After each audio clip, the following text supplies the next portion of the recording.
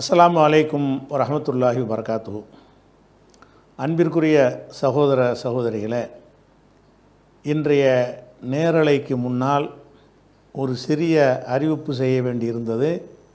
அதை தனியாக பதிவு செய்து நேரலைக்கு முன்னால் இணைத்திருக்கிறோம். அது என்ன செய்தி என்றால், 1980ஆம் ஆண்டிலிருந்து இன்று வரை நம்ம ஏகத்துவ பிரச்சாரத்தை நடத்தி வருகிறோம். இந்த பிரச்சார பயணத்தில் பலவிதமான இன்னல்களை, இடுக்கண்களை, துன்பங்களை நம்ம சந்தித்திருக்கிறோம்.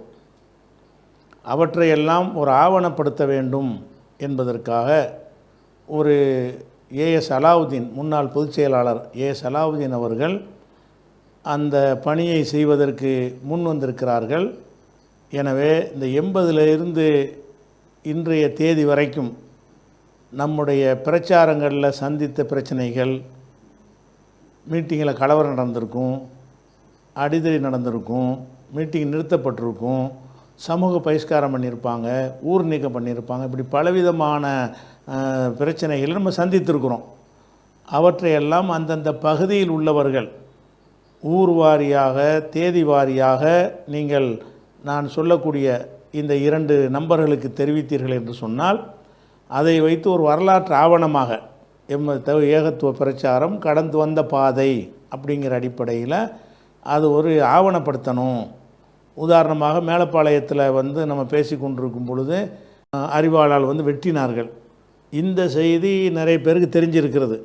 ஆனால் இதுபோல் பல ஊர்களில் இதே மாதிரியான துன்பங்களை நம்ம சந்தித்திருக்கிறோம். ஆனால் அவையெல்லாம் ஆவணப்படுத்தப்படவில்லை. அதனால் அந்த ஆவணப்படுத்த வேண்டும், அது ஒரு ரெக்கார்டாக்க வேண்டும் என்பதற்காக வேண்டி இந்த ஏற்பாடு.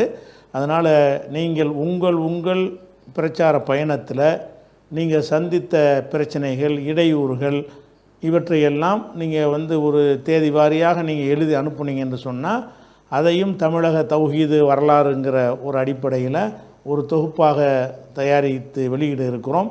அதுக்கு ஏஎஸ் அலாவுதீன் அவர்களுடைய ஃபோன் நம்பரை சொல்கிறேன். அந்த நம்பரை குறிச்சிக்கிறங்க.